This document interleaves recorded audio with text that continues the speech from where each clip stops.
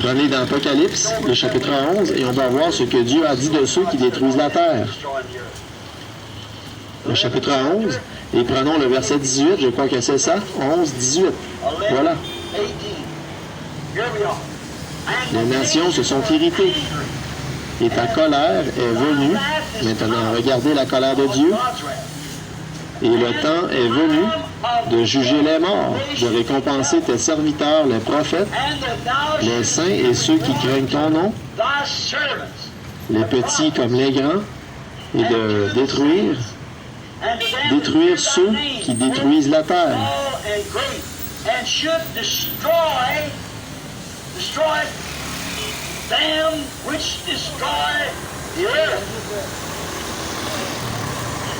Qu'est-ce qu'ils vont faire? Récolter ce qu'ils ont semé, certainement. Quand vous voyez le péché courir les rues, combien, en ce dimanche soir, combien d'adultères vont se commettre dans cette ville ce soir? Combien de femmes vont briser leur vœu de mariage dans ce trou perdu, ici, qu'on appelle Jeffersonville? Combien de cas d'avortement, d'après vous, est-ce qu'on enregistre à Chicago en 30 jours? Entre 25 et 30 000 par mois, sans compter ceux qui ne sont pas déclarés. Combien de whisky boit-on dans la ville de Chicago? D'après vous, qu'est-ce qui peut se passer dans une nuit à Los Angeles? Combien de fois a-t-on pris le nom du Seigneur en vain dans la ville de Jeffersonville aujourd'hui? Est-ce mieux maintenant? Ou si c'était mieux quand George Rogers Clark est arrivé sur son radeau? Vous voyez, nous avons complètement pollué la terre avec nos saletés. Et Dieu détruira ceux qui détruisent le monde. Dieu l'a dit.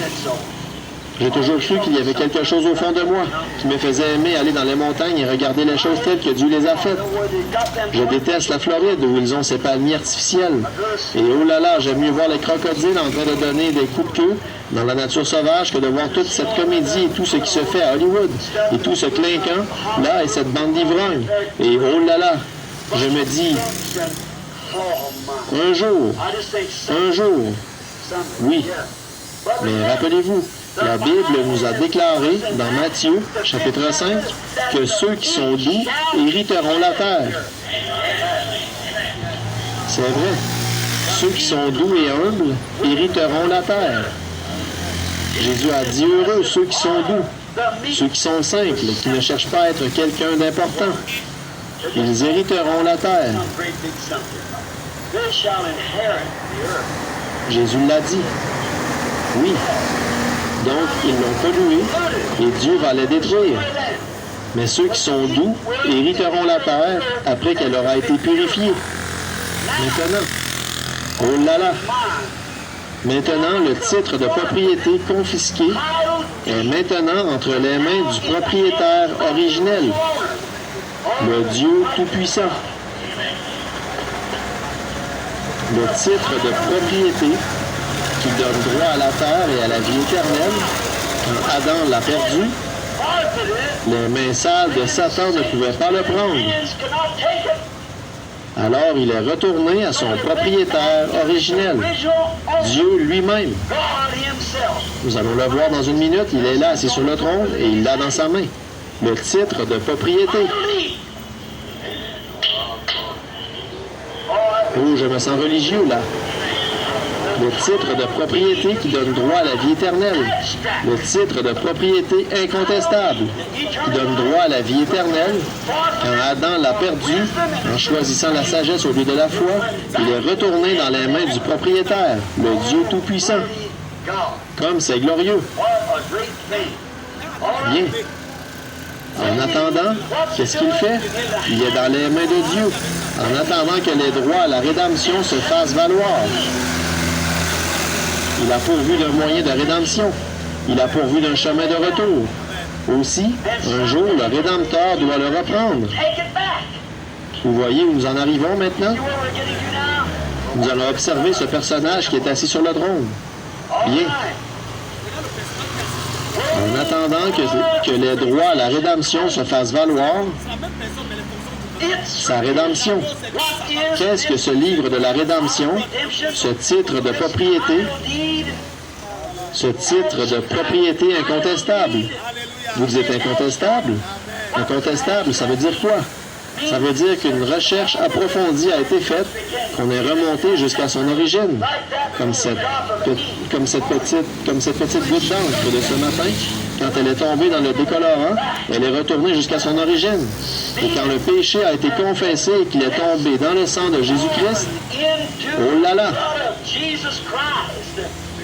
Ça produit un titre incontestable. Vous retournez tout droit au Créateur. Vous devenez un fils de Dieu. Le titre de propriété incontestable est entre les mains du Tout-Puissant. Oh là là! Sa rédemption signifie la possession légale complète de tout ce qui a été perdu par Adam et Ève. Oh là là! Quel effet cela devrait faire à un chrétien né de nouveau? La possession légale du titre incontestable, du titre de propriété qui donne droit à la vie éternelle, signifie que vous possédez tout ce qu'Adam et Ève ont perdu.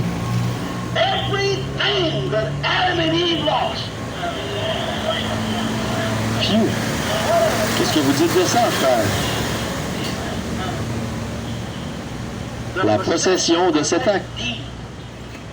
Adam ne pouvait pas satisfaire aux exigences de la rédemption. Après qu'il a vu qu'il l'avait perdu, il avait péché. Il s'était séparé de Dieu et il était de ce côté-ci de l'abîme. Alors il ne pouvait pas le racheter. Il ne pouvait absolument pas le faire parce qu'il avait lui-même besoin de rédemption. Alors il ne pouvait pas le faire. Mais la loi exigeait un parent rédempteur. La loi de Dieu exigeait un parent rédempteur. Si vous voulez le noter, parent rédempteur, ça se trouve dans Lévitique 25. Nous n'aurons pas le temps d'étudier tout cela à fond, parce que vous savez, chaque passage prendrait une soirée à lui seul, voyez. Mais la loi de Dieu admettait un substitut. Maintenant, qu'est-ce qui se serait passé si Dieu n'avait pas offert d'accepter un substitut? Mais l'amour l'a contraint à le faire. En effet, l'homme n'avait pas de moyen de revenir. Il n'y avait aucun moyen pour lui de revenir. Il était fini. Mais la grâce de Dieu a satisfait à ce parent rédempteur.